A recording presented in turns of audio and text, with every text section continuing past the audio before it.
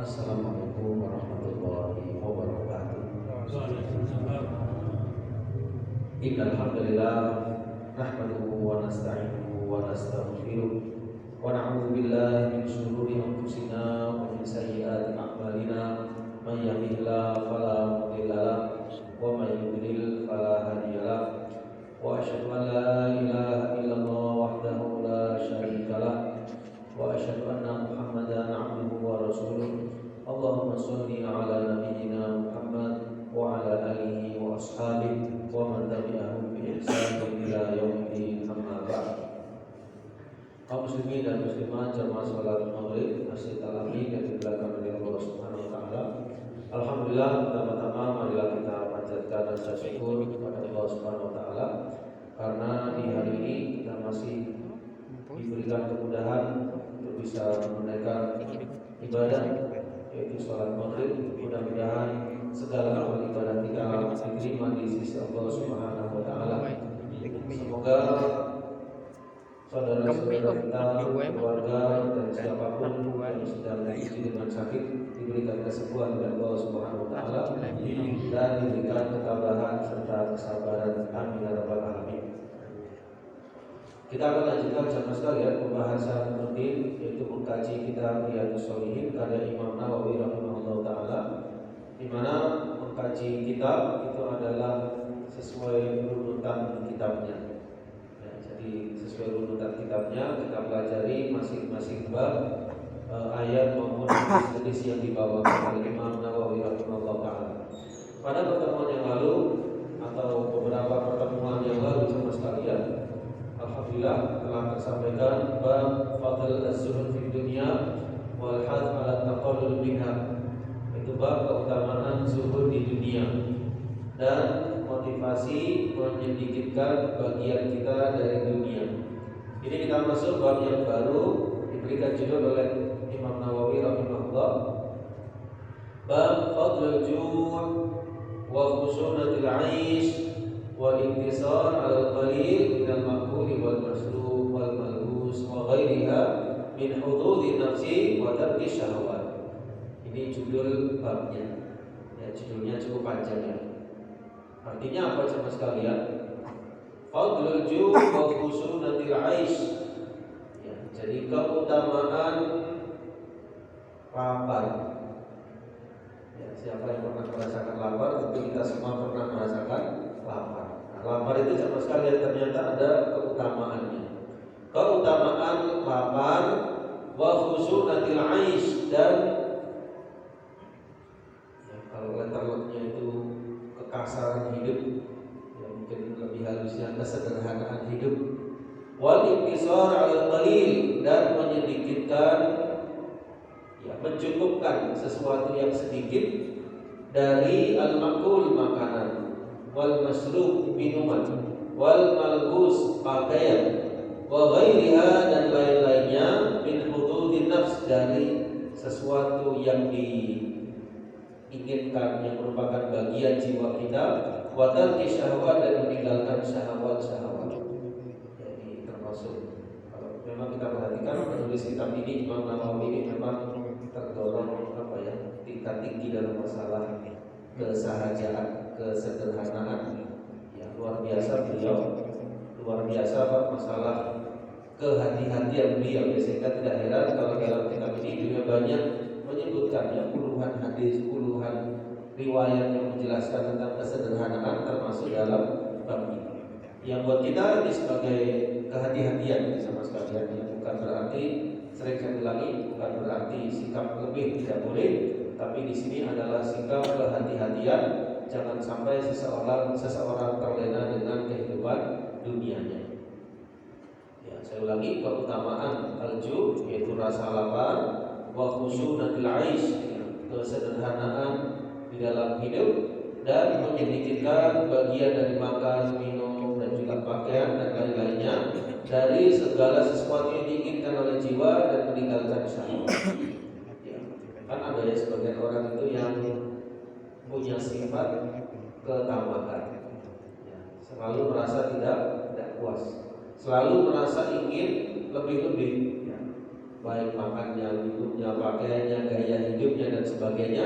Nah, ini yang mengkhawatirkan. Ya tentu yang kita inginkan sedang sekalian. Ya, kita mungkin meraih ke tingkat seperti ini, ya termasuk saya sendiri mungkin begitu berat ya, tapi paling tidak kita sedang. Nah, untuk mencapai sedang tadi ini barangkali bisa menjadi warning atau sikap kehati-hatian kita supaya kita tidak terlalu terlena dengan kehidupan dunia. Ya, jadi bukan berarti tidak boleh mencari dunia, tidak boleh, karena ayatnya jelas, wala tansa nasibaka minad dunya, jangan kau lupakan bagianmu dari dunia. Tapi di satu sisi jangan sampai terlena dengan dunia. Ya, baik, di sini Al-Imam An-Nawawi rahimahullah taala membawakan beberapa ayat. Namun sebelum kita membawakan penyampaian Imam Nawawi, kita buka dulu sebuah kitab. Kitabnya itu berjudul Al-Ju'. Nama judul kitabnya apa? Al-Ju', hanya 3 huruf. Al-Ju'. Kitabnya berjudul Lapar. Nama kitabnya itu Lapar. Ini karya Imam Ibnu Abi Dunya rahimahullah taala. Nah, ternyata dalam Lapar itu sama sekalian ada rahasia-rahasianya. Ya mungkin sederhananya kalau ada syariat ibadah puasa, kira-kira puasa itu lapar apa kenyang? Lapar ya. Nah, dalam lapar itu ternyata para ulama menggali, itu ternyata banyak ibrah-ibrah, hikmah-hikmah yang semestinya didapatkan oleh orang yang lapar. Nah, karena itu kalau bisa orang kalau puasa itu jangan berlebihan. Jangan berlebihan ketika buka puasanya, ketika sahurnya misalnya, khawatirnya dia nggak merasakan lapar. Kalau nggak merasakan lapar, nggak merasakan nikmatnya puasa, meskipun secara sah. Ya, kita lihat di sini di antara hikmah lapar apa coba sekalian disebutkan dalam tahqiq kitab Al-Ju'. Nah, ini nama kitabnya, kita lihat di layar. Judulnya Lapar. Maksudnya lapar di sini rahasia-rahasia lapar. Ini karya Imam Ibnu Abi Dunya. Ya disebutkan dalam pentahqiqnya, di dalam mukadimah pentahqiqnya, di antara faedah lapar coba sekalian, sini kita ringkaskan. Yang pertama coba sekalian, faedah lapar itu safaul qalb, bisa membuat hati itu jernih. Bisa membuat hati itu jernih. Kenapa kok bisa jernih? Karena orang yang kenyang, apalagi lebih-lebih makannya berlebihan, itu biasanya dia mudah ya dipengaruhi oleh godaan-godaan syaitan, mudah tergoda jiwanya, berat untuk melakukan ibadah. Tapi orang yang lapar sama sekalian itu biasanya lebih jernih hatinya, lebih ingat akhirat, lebih ingat untuk zikir kepada Allah Subhanahu wa taala. Wa iqadul qarihah wa infadul basirah, yang menambah basirahnya, mengingatkan atau memancing basirahnya. Ya. Amma sabar, adapun kenyang sama sekalian, fayudithul barada. Ini bukan saya yang mengatakan, saya hanya menerjemahkan saja. Jadi kenyang itu bisa mewariskan barada. Barada itu yang mohon maaf dalam tanda kutip kejahilan. Wa yuhmi al-qalb, bisa membuat hati itu buta. Fayaqul bisa bagi ya'nil jariyat afkar. Kalau sudah terlalu kenyang, maka pikiran itu buntu, tidak bisa tidak bisa berpikir. Ya. Mudahnya petunjuk dalam hadis itu bagaimana? Maksimalnya itu kan sepertiga makannya, sepertiga minumnya, sepertiga nafasnya. Kalau kita 3/3 makannya, 3/3 makannya, ya, kemudian habis itu minumnya belum, masalah. Tapi aturannya sebetulnya sepertiga makan, thuluthun li ta'ami, thuluthun li syarabi, sepertiga minumnya, sepertiga nafasnya. Ya maksudnya yang memenuhi perut kita itu 2/3 total dari makan dan minum. Nah selebihnya untuk nafas. Ini dari tinjauan agama ya, bukan tinjauan kesehatan. Kesehatan mungkin lebih dalam lagi pembahasannya, tapi yang jelas kaedahnya seperti itu. Nah kalau dalam ayat Allah berfirman, A'udzubillahi minasyaitonirrajim, wa kulu washrabu wala tusrifu. Ya, makanlah dan minumlah tapi jangan berlebih-lebihan. Ya, Karena kalau berlebih-lebihan, maka di sini dikhawatirkan dia akan melebihi porsi dari yang dibutuhkan oleh tubuh kita, yang mungkin akan timbul berbagai macam penyakit dan sebagainya. Maka Islam menjelaskan sikap sedang itu lebih baik, sikap berhati-hati lebih baik. Meninggalkan makan dan minum juga nggak baik, ya bisa seseorang terganggu kesehatannya. Jadi di sini tetap makan, tetap minum, tapi hati-hati jangan terlalu berlebihan. Nah, bahkan as-sabi idza aktsara al-akal batala hifdhuhu wa fasada dhihnuhu wa sara bati'al fahm wal idrak. Masyaallah. Ya.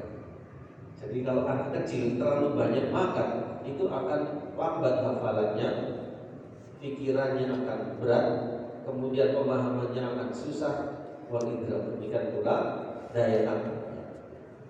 Kalau terlalu banyak makan banyak itu, akhirnya akan memberati pikirannya, tidak kuat untuk menghafal atau memahami sesuatu. Yang kedua, dengan lapar sama sekali, nisbatul qalb membuat hati itu lebih lembut, lebih jernih, sehingga yatahayya li idraki ladzatil mutabar, sehingga dia lebih siap untuk menghadapi, merasakan kelezatannya kesabaran. Wa ta'athur bidzikr, akan mudah mendapatkan athar dari zikir yang dia ucapkan. Maka min dzikrin yajri 'alal lisan ma'a huduril qalbi walakinnal qalba la yartaddu bihi wa la yata'athar. Berapa banyak zikir yang terucap dengan lisan namun tidak ada akarnya, tidak ada bekasnya. Orangnya tidak merasakan kelezatan. Nah, hatta ka'anna bainahu wa bainahu hijaban min qaswatil qalbi. Wa qad yaliqu fi ba'd al-ahwal fa ya'mul muta'aththir bi-dzikri wa talattuduhu bil munajat wa khuluqil ma'idah wa sababul adhar fihi. Jadi intinya di antara faedah lapar itu riqqatul qalbi, dia membuat hati lembut, ya, membuat hati jernih, memudahkannya untuk merasakan kelezatan ibadah kepada Allah Subhanahu wa taala. Ya, mungkin contoh mudahnya, kalau kita pas Ramadan buka puasanya, makannya berlebih, kira-kira salat tarawihnya mudah atau berat? Mungkin agak berat ya. Tapi kalau makannya sedang, insyaallah lebih mudah tarawih. Itu gambarannya seperti itu. Jadi terlalu berlebihan makan ini juga tak baik bagi kesehatan, juga bagi semangat ibadah kita. Yang paling baik sedang dalam hal ini. Yang ketiga, al-inkisaru wadzul. Ya, yang ketiga faedah lapar, al-inkisaru wadzul wa zawalul batari wal farahi wal asar. Ya, fala tankasirun nafs wa la tadillu bi syai'in kama tadillu bil ju' fa innahu tasqu li rabbiha wa takhsha lahu. Ya, bahasa sederhananya, mendidik jiwa untuk menghinakan dirinya di hadapan Allah Subhanahu wa taala, merasakan dirinya butuh kepada Sang Khaliq. Orang lapar itu kan butuh, ya, butuh sesuatu, dia merasakan butuhnya kepada Allah Subhanahu wa taala. Ya, orang yang terlalu banyak makan lupa diri, lupa akan nikmat Allah Subhanahu wa taala. Nah, kemudian apalagi saudara sekalian? Yang keempat, alla yansa balaghallahi wa 'adabah. Ya, orang yang lapar itu insyaallah tidak lupa ujian-ujian dari Allah Subhanahu wa taala dan azabnya.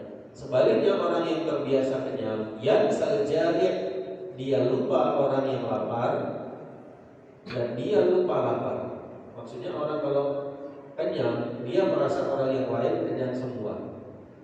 Tapi kalau orang itu lapar, dia merasakan ada orang yang sepertinya. Itu barangkali salah satu hikmah puasa, ya, akan melatih orang untuk empati bahwasanya ada orang yang selain dia yang merasakan lapar meskipun tidak puasa. Kan gitu ya.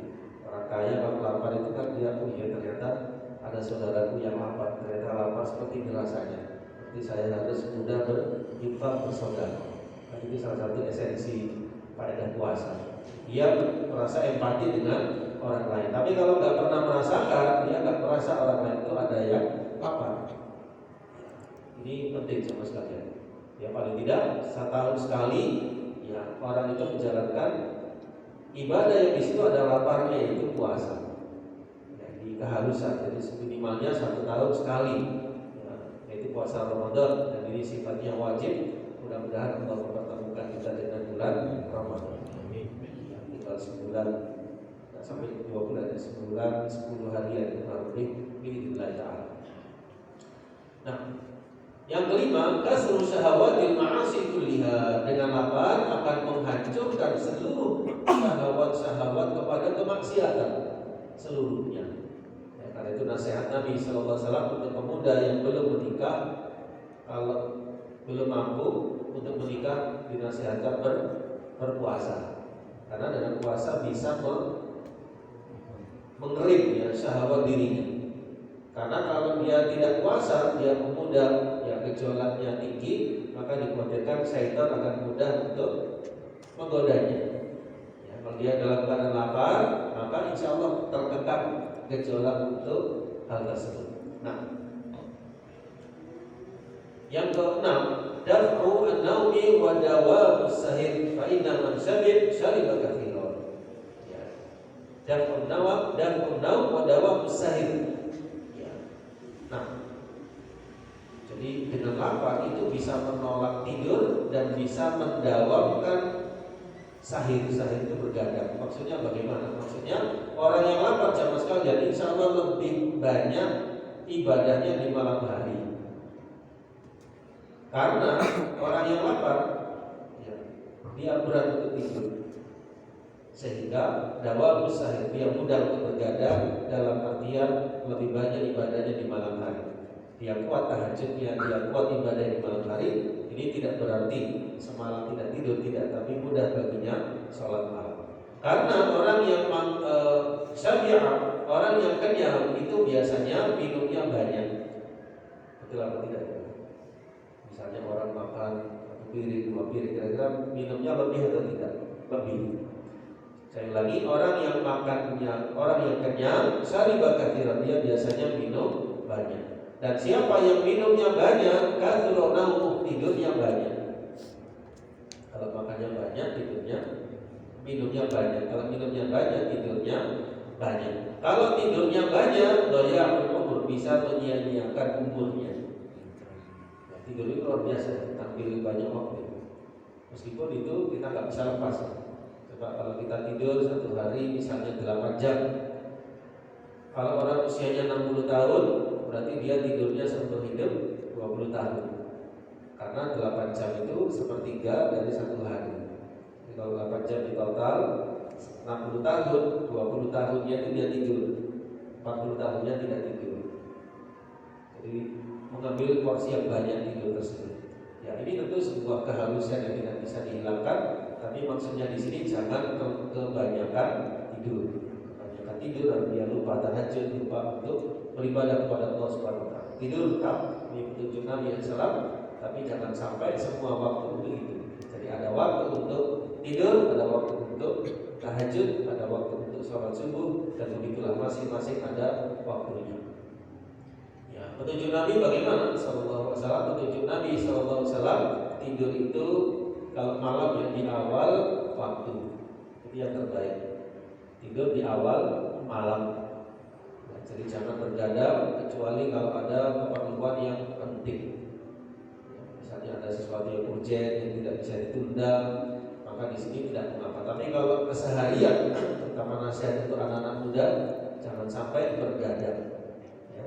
Kafe-kafe dan sebagainya yang menghabiskan banyak waktunya, nanti hemat-hemat umurnya. Kecuali kalau bergadangnya untuk kebaikan, bergadang untuk sholat tahajud, bergadang untuk baca buku, itu para ulama seperti itu ya. Jadi masya Allah itu bermanfaat. Tapi kalau untuk ngobrol kesana kemari tidak baik. Nabi SAW itu tidak suka tidur sebelum isya dan tidak suka banyak bicara setelah isya. Saya ulangi, Nabi SAW tidak suka tidur sebelum isya, ya pada maghrib berarti ya, dan tidak suka banyak bicara setelah isya. Karena kalau banyak bicara setelah isya, otomatis lewat waktu, cepat waktu lewat, nanti tidurnya terlambat. Kalau tidurnya terlambat, salat tahajudnya mengkhawatirkan mungkin akan kelewat salat tahajud. Jadi kalau kita perhatikan dalam tinjauan kesehatan, saya pernah membaca itu, katanya orang yang tidurnya di awal malam itu insya Allah lebih awet muda ketimbang orang yang lebih banyak tidur di larut malam.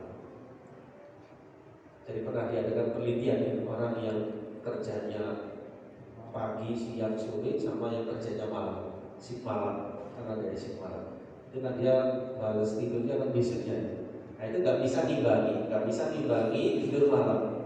Jadi beda sama sekali tidur di malam hari sama tidur di pagi hari itu beda. Jadi memang waktunya Allah khususkan malam itu untuk apa? Ribasa, untuk tidur, istirahat. Meskipun sebagiannya ibadah, tapi ini nggak boleh tinggalkan. Maksudnya nggak boleh, kita perlu ya untuk tidur di malam hari seperti kita perlu untuk makan dan minum. Nah kalau kurang porsi tidur di malam hari itu mesti kelihatan besoknya. Ini dari raut wajah kelihatan, maka hujan atau bagaimana kelihatan. Tapi kalau orang tidurnya cukup malam harinya, pagi harinya fresh, mukanya raut wajahnya kelihatan. Ini memang sunatullah dalam kehidupan. Cukupkan tidur di malam hari, jangan lupa mendapat udara di waktu subuh. Itu baik sekali. Kalau dilihat dalam penelitian itu udara di pagi hari, terutama di waktu subuh itu sangat-sangat penting bagi tubuh kita. Nah orang kalau kelewatan sholat subuh dia nggak mendapatkan udara tersebut. Ya, jadi kalau kita ingin hidup sehat, tirulah kehidupan Nabi Sallallahu Alaihi Wasallam. Resepnya apa? Yang pertama, tidur di awal malam. Kedua, jangan kelewatan dari waktu mendapatkan udara. Di waktu subuh berangkat ke masjid kita mendapat udara dari rumah ke masjid, ini luar biasa asupan udara tersebut. Yang ketiga, kalau meniru Nabi SAW jemaah sekalian, kalau bisa sholat kita kalau bisa tidak kurang dari 40 rakaat setiap hari. 17 rakaatnya sholat wajib, sunnah rawatibnya 12 rakaat, jadi 29 ke 40 nya 11 atau 13 ya, 40 atau 42 rakaat ya. Anggap saja 40 rakaat ini Nabi SAW tidak pernah kurang darinya. Dan rahasia sholat Masya Allah luar biasa ya, sampai Dr. Happy dulu masuk Islam ya karena sholat ya. Melihat Masya Allah, saya dulu masih SMA ya, kan beliau itu masuk Islamnya karena melihat rahasia-rahasia sholat ya, yang luar biasa bisa menjadikan seseorang itu ya Masya Allah saya tak bisa menjelaskan, yang jelas rahasianya luar biasa. Kemudian yang keempat, rahasia untuk sehat apalagi sama sekalian menjaga pola makan dan minum ya, menjaga pola makan dan minum ya, jadi tidak berlebih-lebihan, sedang-sedang, dan ini petunjuk Nabi Sallallahu Alaihi Wasallam. Baik. Kemudian apalagi jemaah sekalian? Yang berikutnya di antara faedah lapar, taizirul muwadhabah 'ala ibadah, memudahkan orang itu untuk rajin ibadah. Memudahkan orang untuk rajin ibadah. Demikian. Nah, kemudian yang terakhir, orang yang lapar jemaah sekalian, insya Allah bisa menjaga kesehatannya, menolak banyak penyakit. Karena kebanyakan penyakit itu sebabnya dari asupan makan yang kita makan. Hati-hati ya, kalau terlalu berlebihan ya, tidak berhati-hati bisa mengakibatkan banyak hal. Jadi sedang ini paling baik, sedang-sedang dalam hal ini. Nah, Allah Taala ya. Baik, kita lanjutkan kepada kitab Riyadhus Shalihin jemaah sekalian. Di sini dikutipkan beberapa ayat. Di antaranya surah Maryam ayat yang ke-59 sampai 60. Allah Subhanahu wa taala berfirman, "A'udzubillahi minasyaitonir rajim. Wa khalaqa min ba'dihim khalfun adha'us shalah wattaba'us syahawat fasawfa yalqawna ghayya. Illa man taba wa amana wa 'amila shalihan fa ulaika yadkhuluna al-jannata wa la yuzlamuna syai'a." Ya, kita lihat terjemahnya. Allah SWT berfirman yang artinya, kemudian mereka digantikan oleh satu angkatan, satu generasi yang mereka itu adalah sholat, meninggalkan sholat. Mudah-mudahan generasi anak muda zaman sekarang jangan sampai lupa sholat. Sholat ini kuncinya sama sekalian. Jadi masing-masing kita bawa keluarganya, bawa anaknya ke masjid. Jadi kunci keberhasilan ya, supaya anak muda kita tidak tergelincir. Ya, minimalnya sholat lima waktu. Kalau sholat 5 waktu, maka insya Allah akan terjaga. Jadi yang pertama dihisab sholat, yang lainnya mengikuti.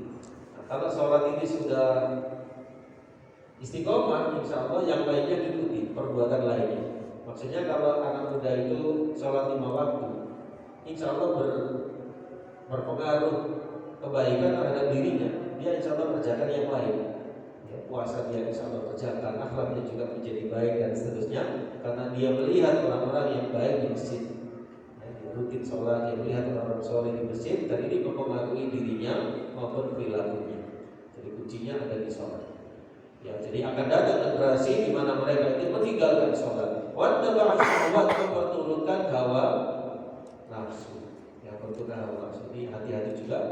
Kita bentengi anak kita, generasi muda kita dari memperturutkan hawa nafsu. Jadi Islam datang bukan untuk menghilangkan hawa nafsu, tapi untuk mengarahkan. Jadi bukan untuk menghilangkan, tapi mengarahkan. Bagaimana mengarahkannya? Yaitu dengan jalan yang baik. Apa jalan yang baik? Dengan jalan pernikahan.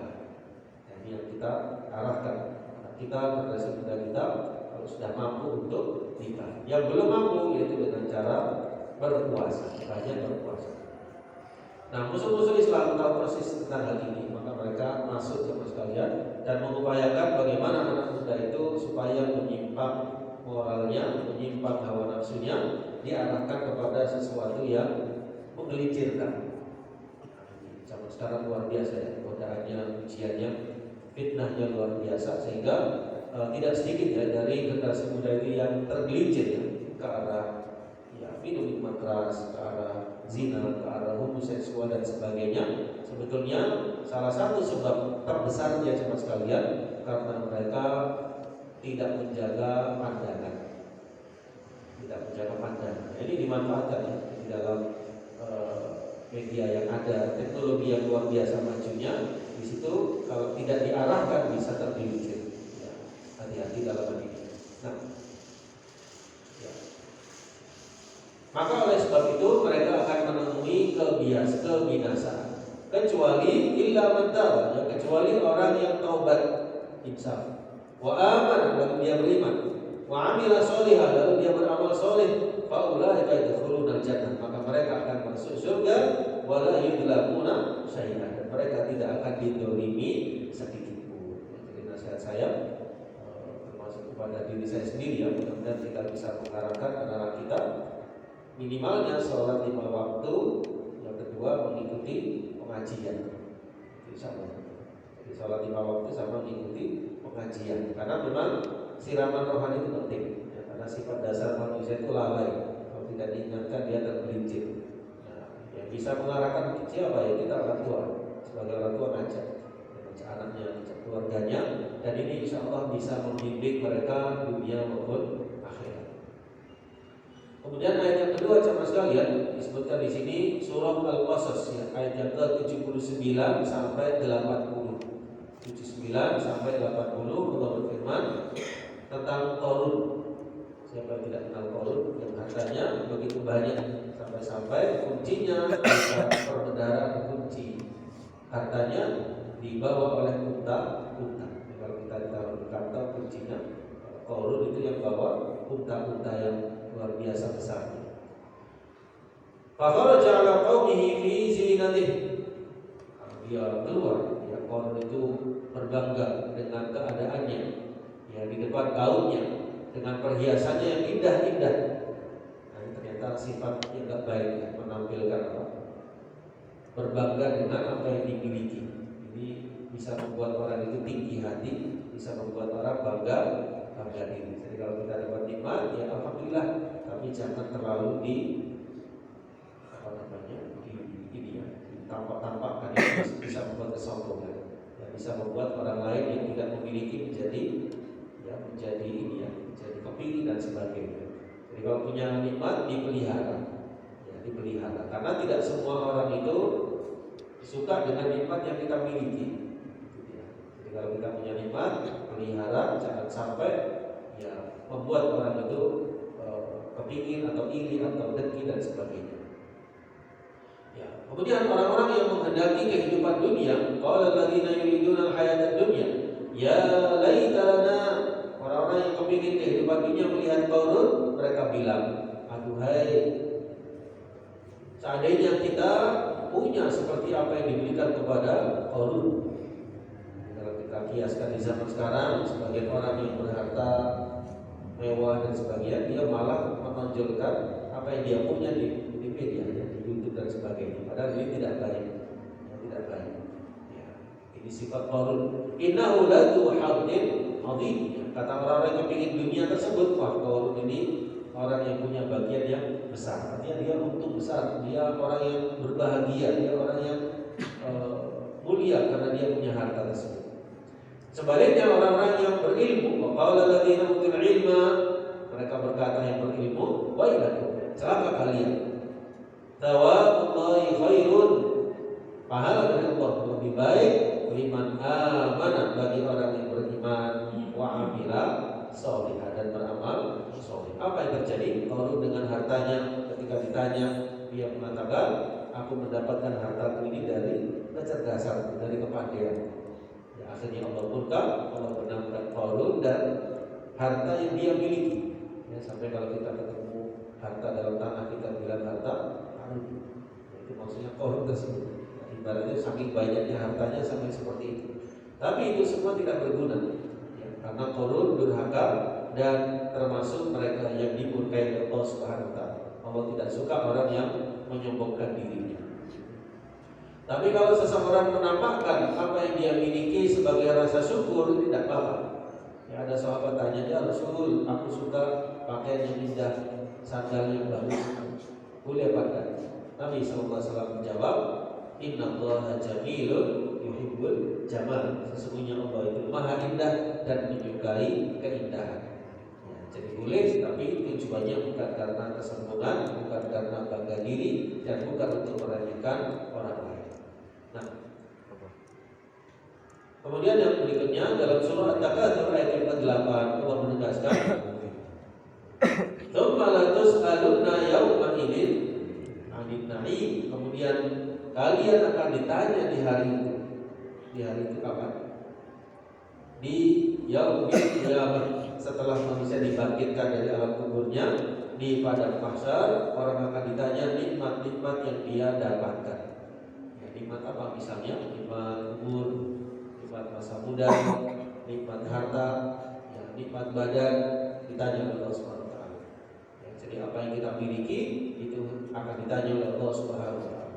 Ada pertanyaan, alam nusahi jismak, bukankah kami telah mensehatkan badanmu?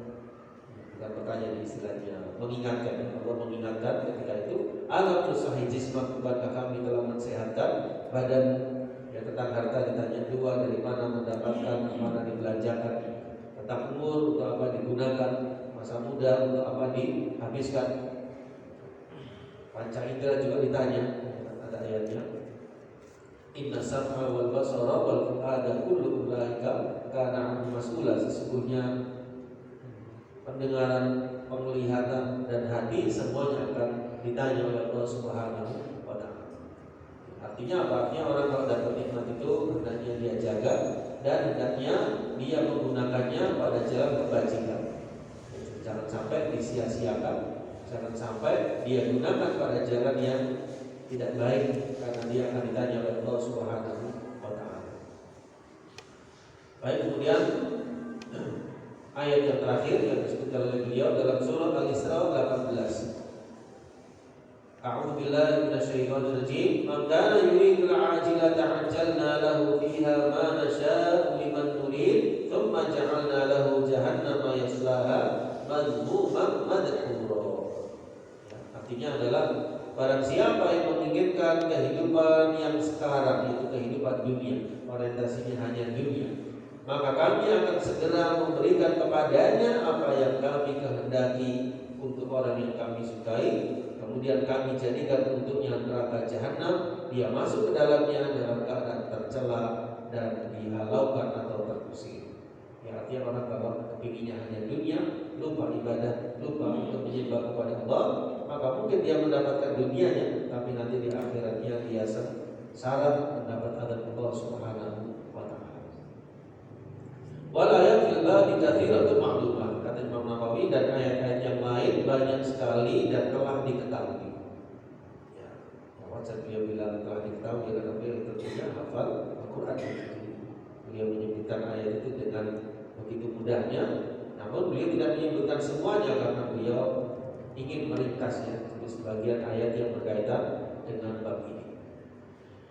Baik, adapun hadis-hadisnya sama sekalian, di antaranya hadis yang pertama dalam bab ini atau hadis yang ke-491 dalam urutan kitabnya, bahwasanya Aisyah radhiyallahu anha pernah bercerita, "Ma syabi'a alu Muhammad sallallahu alaihi wasallam min khubzin sya'irin yaumaini mutatabi'aini hatta qubidu." Muttafaqun alaihi.